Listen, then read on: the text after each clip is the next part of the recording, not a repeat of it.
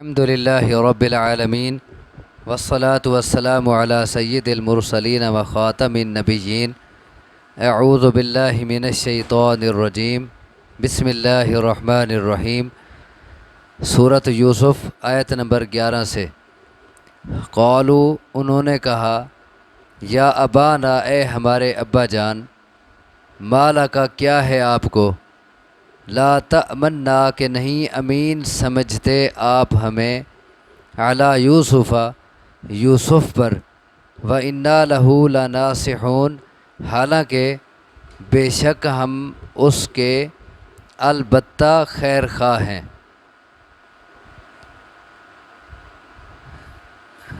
جب انہوں نے آپس میں مشورہ کیا نا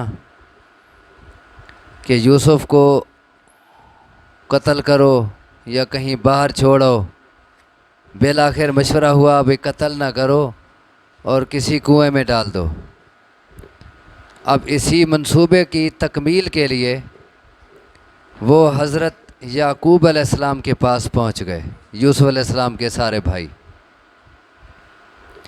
اور جا کے کیا کہا، قالو کہنے لگے، یا ابانا اے ہمارے ابا جان، مالا کا آپ کو کیا ہے، لا تأمنا علی یوسف کہ آپ ہمیں یوسف کے متعلق امین نہیں سمجھتے، آپ کو یوسف کے بارے میں ہم پہ اعتماد نہیں، کیا وجہ ہے؟ یہ لفظ بتا رہے ہیں کہ انہوں نے پہلے بھی کوشش کی تھی یوسف علیہ السلام کو کہیں لے جانے کی، لیکن حضرت یعقوب علیہ السلام اپنے بیٹے کو اپنے سے الگ نہیں کرتے تھے، حضرت یوسف کو، اور انہیں نہیں بھیجتے تھے۔ اسی لیے کہا کہ آپ کو کیا ہے کہ آپ کو ہم پہ کیوں اعتماد نہیں ہے، یوسف کے متعلق کیوں خطرہ ہے آپ کو ہم سے، وَإِنَّا لَهُ لَنَاصِحُونَ حالانکہ بے شک ہم اس کے البتہ خیر خواہ ہیں، ہم تو اس کا بھلا چاہتے ہیں، اس کی خیر خواہی کرتے ہیں۔ اور یہ بات کون کرتا ہے؟ جو بس باتیں ہوں جس کے بعض اور کام نہ ہو، جو کام کرنے والا ہو نا، یہ واقعتاً خیر خواہ، اسے یہ کہنے کی ضرورت نہیں پڑتی کہ دیکھو میں یہ کام کرتا ہوں یا میں خیر خواہ ہوں یا میں ایسا ہوں، اسے یہ کہنے کی ضرورت ہی نہیں ہوتی۔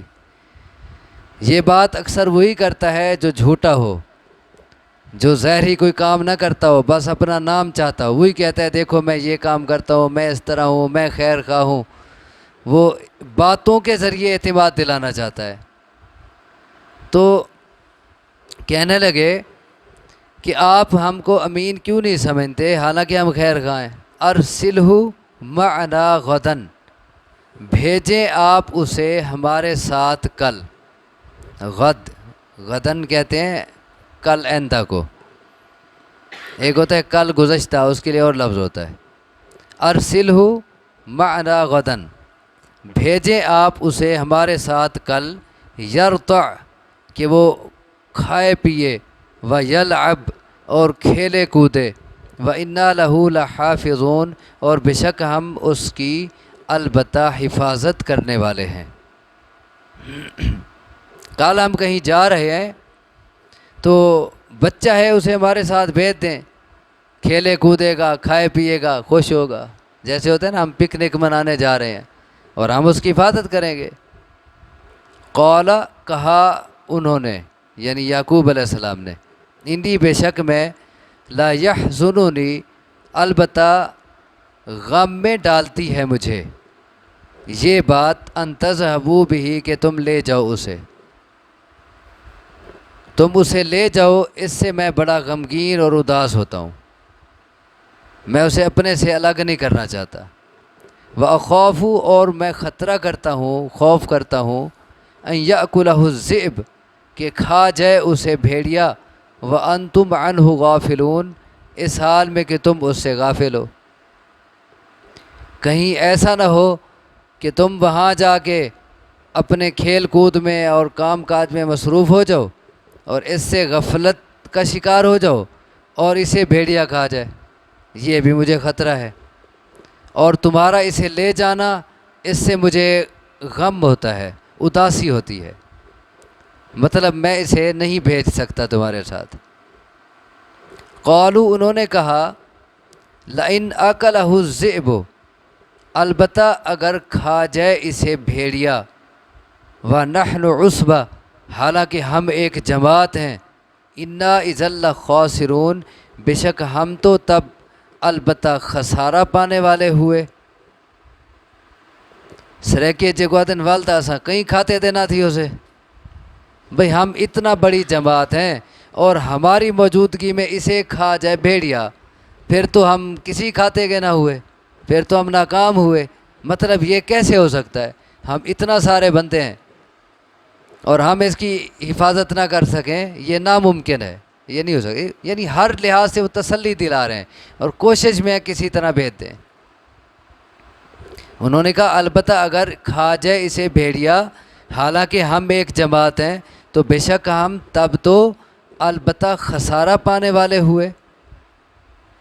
بالآخر ان باتوں سے حضرت یعقوب علیہ السلام یوسف علیہ السلام کو بھیجنے پہ آمادہ ہو گئے اور انہوں نے بھیج دیا۔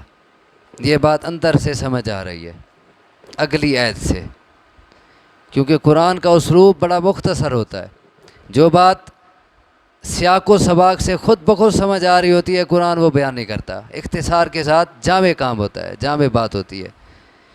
تو اگلی آیت سے سمجھ آ رہا ہے کہ یعقوب علیہ السلام نے بھیج دیا، یہ قرآن نے نہیں کہا۔ فلما ذهبوا به، پس جب وہ لے گئے اسے، آخر بھیجا تو لے گئے، یہ بات سمجھ آ رہی تھی۔ پس جب لے گئے وہ اسے، وَأَجْمَعُوا أَن يَجْعَلُوهُ فِي غَيَابَةِ الْجُبِّ، اور انہوں نے پختہ ارادہ کر لیا، اجمعو عزم کر لیا اس بات کا، ان یجعلوہ کہ وہ ڈال دیں اسے، فی غیابۃ الجب کنویں کی گہرائی میں،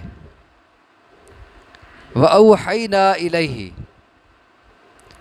اور ہم نے وحی کی اس کی طرف، لَتُنَبِّئَنَّهُمْ کہ البتہ ضرور بتائے گا تو انہیں، بِأَمْرِهِمْ هَذَا ان کا یہ کام، وَهُمْ لَا يَشْعُرُونَ اس حال میں کہ وہ شعور نہیں رکھتے تھے، یا اس حال میں کہ وہ شعور نہیں رکھتے ہوں گے۔ دو معنی اس کے ہو سکتے ہیں اور اس اعتبار سے دونوں کی تفسیر بھی مختلف ہوگی۔ اب بات سمجھیں کہ جب وہ لے گئے اور کنویں کی گہرائی میں ڈالنے کا عزم کر لیا اور کنویں میں ڈال دیا، یہ بات خود سمجھ آ رہی ہے، اور کنویں میں ڈال دیا، یوسف علیہ السلام کنویں کی گہرائی میں چلے گئے، تو ہم نے کیا کیا، وَأَوْحَيْنَا إِلَيْهِ ہم نے اس کی طرف وحی کر دی۔ حالانکہ بچے ہیں ابھی، لیکن چونکہ نبی بننا ہے تو جس نے نبی بننا ہو اس کے پاس بعض اوقات بچپن میں بھی وحی آ جاتی ہے۔ ہم نے اس کی طرف وحی کر دی۔ وحی کیا تھی؟ لَتُنَبِّئَنَّهُمْ بِأَمْرِهِمْ هَذَا کہ تو ضرور بتائے گا انہیں ان کا یہ کام، انہوں نے تیرے ساتھ جو کام کیا ہے نا، ایک وقت آئے گا تو انہیں بتائے گا۔ آگے وَهُمْ لَا يَشْعُرُونَ اس کے دو ترجمے میں نے کیے تھے، ایک ماضی کا ترجمہ، ایک مستقبل کا۔ اب ماضی کا ترجمہ ہو تو اس کا تعلق ہوگا اوحینا سے، ہم نے وحی کی اس کی طرف اس حال میں کہ انہیں پتہ نہیں تھا، وہ شعور نہیں رکھتے تھے۔ کون؟ بھائی، انہیں پتہ نہیں تھا، وہ تو اپنے طور پر بڑے خوش تھے کہ کام ہو گیا، یوسف کو ہم نے سائٹ پہ لگا دیا اور اب ساری توجہ باپ کی ہماری طرف ہوگی، اب شفقت ہمارے ساتھ ہوگی۔ وہ خوش ہوئے ادھر اللہ تبارک و تعالیٰ نے یوسف علیہ السلام کے پاس وحی کر دی، انہیں پتہ نہیں تھا اس بات کا، بھائیوں کو۔ ایک مفہوم۔ دوسرا ترجمہ ہم نے کیا تھا وَهُمْ لَا يَشْعُرُونَ اس حال میں کہ وہ شعور نہیں رکھتے ہوں گے۔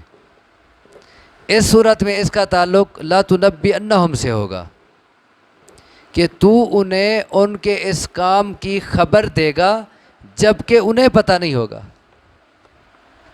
یعنی ایک وقت آئے گا وہ تیرے پاس چل کے آئیں گے، تیری بڑی شان ہوگی، مرتبہ ہوگا، انہیں ضرورت پڑے گی تیری، وہ تیرے پاس چل کے آئیں گے، اور اس وقت تو انہیں کہے گا کہ یاد ہے تم نے یوسف کے ساتھ کیا کیا تھا، تو وہ حق کے بکے رہ جائیں گے اور وہ حیرت زدہ ہو جائیں گے کہ ہیں یوسف ہے ابھی دنیا میں، اور یہی یوسف ہے۔ انہیں پہلے پتہ ہی نہیں ہوگا یہ یوسف ہے جس کے پاس ہم گئے کھڑے ہیں اور جس کے سامنے اپنی ضرورتیں پیش کر رہے ہیں، انہیں اس بات کا پتہ ہی نہیں ہوگا۔ تو اس وقت انہیں بتائے گا کہ تم نے یوسف کے ساتھ کیا کیا تھا۔ یہ مطلب بھی ہو سکتا ہے اس کا۔ ٹھیک سمجھ گئے دونوں مطلب؟ ہم نے وحی کی اس کی طرف کہ تو ضرور بتائے گا انہیں ان کا یہ کام۔ وحی کب کی؟ جب کہ انہیں پتہ نہیں تھا، ایک ترجمہ، یا تو ضرور بتائے گا انہیں ان کا یہ کام جب کہ انہیں پتہ نہیں ہوگا۔ اب اس سے ہمیں بہت سی باتیں سمجھ آ رہی ہیں اسی آج کے سبق سے۔ صرف دیکھیں، ایک تو ہمیں یہ سبق مل رہا ہے کہ کوئی آدمی کسی کا کوئی بھی نقصان کر دے، کوئی چیز چھین لے اس کی، اسے تکلیف پہنچا دے، اس کا نقصان کر دے، لیکن وہ اس کے دل کا سکون نہیں چھین سکتا جب تک اللہ اس کے دل کا سکون نہ چھیننا چاہے۔ اب دیکھیں انہوں نے کتنا بڑی تکلیف پہنچائی ہے حضرت یوسف علیہ السلام کو، اوپر سے کنویں میں پھینکا، انتہائی گہرے کنویں میں، اب وہ چھوٹا سا بچہ ہے، اب وہ تو رو رو کے ہی اپنے آپ کو ختم کر دیتا وہاں تنہائی میں، اور پتہ نہیں اس کے ساتھ کیا ہوتا نیچے، لیکن اللہ تبارک و تعالیٰ نے اسی حال میں اسے اداس نہیں ہونے دیا اور اس کی طرف وحی کر کے اسے کیسے تسلی دے دی، اور اس میں اندر اشارہ تھا کہ تو رائے گا اور ضائع نہیں جائے گا، ہم تجھے یہاں سے نکالیں گے، اندر اشارہ بھی ہو گیا، اور تجھے مقام عطا کریں گے۔ اور پھر کیسے انہیں تسلی آ گئی اور کیسے دل کا سکون مل گیا۔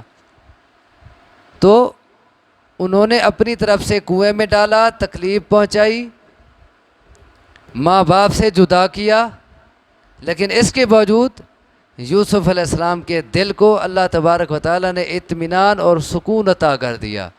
تو کیا سبق ملا؟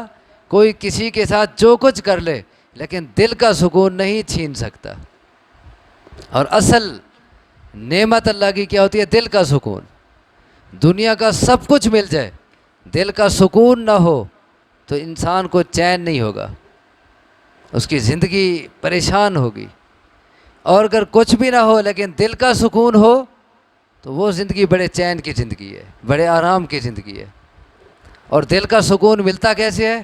کن کو ملتا ہے؟ الا بذکر اللہ تطمئن القلوب، جو اللہ کو یاد رکھتے ہیں انہیں دل کا سکون اللہ عطا کرتے ہیں، انہیں دل کا چین نصیب ہوتا ہے۔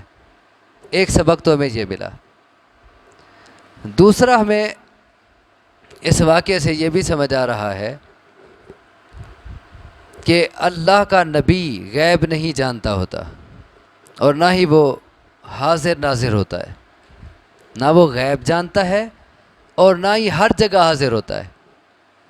اب دیکھیں، وہ یعقوب علیہ السلام کے پاس آئے کھڑے ہیں اور کہتے ہیں، تسلیاں دے رہے ہیں اور کہتے ہیں ہم اس کی حفاظت کریں گے، اسے ہمارے پاس بھیجیں، ہمارے ساتھ بھیجیں، یہ کھائے پیے گا، اور وہ یہ تو کہہ رہے ہیں کہ مجھے بڑی اداسی ہوتی ہے اس کے جانے سے، اور مجھے خطرہ ہے اسے بھیڑیا نہ کھا جائے، کہیں تمہیں پتہ نہ لگے، لیکن یہ نہیں کہہ رہے کہ تم تو منصوبہ بنا کے آئے ہو، انہیں پتہ ہی نہیں ہے اس بات کا، بالکل لا علم، بے علم ہے اس سے، حالانکہ وہ منصوبے کے تحت آئے کھڑے ہیں، منصوبہ بنا کے آئے ہیں، لیکن یعقوب علیہ السلام کو کوئی علم نہیں ہے، وہ اپنی بات کر رہے ہیں اور بالآخر بھیج دیا۔ تو اس کا معنی یہ ہوا کہ غیب کا علم صرف ایک اللہ کے پاس ہے، اللہ کا نبی بھی غیب نہیں جانتا، اور نہ وہ حاضر ناظر ہوتا ہے۔ اگر غیب جانتے ہوتے، حاضر ناظر ہوتے، وہ کہتے میں تو جب تم منصوبہ بنا رہے تھے تمہارے ساتھ میں اس وقت موجود تھا، وہ کہہ دیتے، لیکن ایسا نہیں۔ تیسری بات ہمیں اس واقعے سے یہ سمجھ آتی ہے کہ کوئی آدمی کتنا زور کیوں نہ لگا لے، کتنا احتیاط کیوں نہ کر لے، تقدیر کا لکھا پورا ہوتا ہے۔ یعقوب علیہ السلام کو ان پہ اعتماد نہیں تھا، یعقوب علیہ السلام کو ان پہ اعتماد نہیں تھا، ڈر تھا، خوف تھا، لیکن اس کے باوجود چونکہ تقدیر میں لکھا تھا کہ اس نے جانا ہے، بالآخر آمادہ ہو گئے، بھیج دیا۔ انسان جتنا محتاط ہو، جتنا کوشش کرے، احتیاط کرے، تقدیر کا لکھا پورا ہو جاتا ہے، انسان کا ذہن بن جاتا ہے اور وہ اسی طرف چلا جاتا ہے جو تقدیر میں لکھا ہوتا ہے۔ ایک اور بات اس سے ہمیں یہ سمجھ آتی ہے کہ کوئی کسی کو نقصان پہنچانے کی جتنا کوشش کر لے، جب تک اللہ نے نقصان نہ لکھا ہو، نقصان نہیں پہنچ سکتا۔ جیسا کہ رسول اللہ صلی اللہ علیہ وسلم نے حضرت ابن عباس رضی اللہ تعالیٰ عنہ سے فرمایا تھا کہ اے بچے، اگر پوری کائنات تجھے نقصان پہنچانے پہ اکٹھی ہو جائے، جب تک اللہ نے تیرا نقصان نہیں لکھا تو وہ تیرا نقصان نہیں کر سکتے، اور اگر پوری کائنات تجھے فائدہ پہنچانے پہ اکٹھی ہو جائے، اگر اللہ نے تیرا فائدہ نہیں لکھا تو پوری کائنات مل کے تجھے نفع نہیں پہنچا سکتی۔ اس سے ہمیں یہ سبق بھی ملتا ہے کہ وہ پورا زور لگا رہے تھے اسے نقصان پہنچانے کا، لیکن اللہ نے نقصان نہیں لکھا تھا تو اسی لیے نہیں پہنچا سکے۔ ایک اور سبق ہمیں اس سے یہ بھی ملتا ہے کہ ظاہری طور پر ایک ہمیں یہ لگ رہا ہو کہ ہمارا نقصان ہو رہا ہے، ہم سے کوئی چیز چھینی جا رہی ہے، ہمارا نقصان ہو رہا ہے، ہمیں تکلیف پہنچ رہی ہے، لیکن عین ممکن ہے کہ اسی میں نتیجہ آپ کے حق میں بہتر ہو۔ یہ سبق بھی ہمیں مل رہا ہے۔ انسان وقتی طور پر اپنے نقصان پہ، اپنی تکلیف پہ، اللہ کی کسی نعمت کے چھن جانے پہ وقتی طور پر وہ بڑا پریشان ہوتا ہے، اداس ہوتا ہے، اور چاہتا ہے کہ مجھ سے یہ نعمت نہ چھنتی اور میرا یہ نقصان نہ ہوتا، لیکن بعض اوقات اسی میں اس کے حق میں بہتری ہوتی ہے۔ اللہ تبارک و تعالیٰ نے فرمایا نا قرآن مجید میں، عسیٰ ان تحبوا شیئا وہو شر لکم وعسیٰ ان تکرہوا شیئا وہو خیر لکم۔ ہو سکتا ہے کہ تم ایک چیز کو پسند کرتے ہو، وہی تمہارے حق میں بری ہو، اور تم ایک چیز کو ناپسند کرو اور وہی تمہارے حق میں بہتر ہو۔ یہ ہو سکتا ہے، ممکن ہے۔ اب حضرت یعقوب علیہ السلام نہیں چاہتے تھے کہ ان کا بیٹا ان سے جدا ہو، یا اس کو کنویں میں ڈال دیا جائے، یا ان کے بیٹے یوسف کے بغیر خالی ہاتھ آ جائیں، وہ نہیں چاہتے تھے، اور اس پر بڑے اداس ہوئے اور روتے رہے، آگے تفصیلات ہیں گی، لیکن ان کے حق میں یہی بہتر تھا۔ تو اسی لیے اس سے ہمیں یہ سبق مل رہا ہے کہ اگر اللہ تبارک و تعالیٰ کی طرف سے آپ کا کوئی نقصان ہو جاتا ہے، آپ سے کوئی نعمت ملی ہوئی چھن جاتی ہے، تو اس پہ اللہ کا گلہ شکوہ نہ کریں، اس سے بے صبری کا مظاہرہ نہ کریں، بلکہ اللہ پر بھروسہ رکھیں کہ ہو سکتا ہے اسی میں انجام کے لحاظ سے بہتری ہو، اور واقعی اس کا انجام کتنا خوبصورت نکلا، آگے آئیں گی تفصیلات۔ اللہ تبارک و تعالی ہمیں سمجھنے کی، عمل کی توفیق عطا فرمائے۔ اقول قولی ھذا واستغفر اللہ لی ولکم وآخر دعوانا ان الحمد للہ رب العالمین۔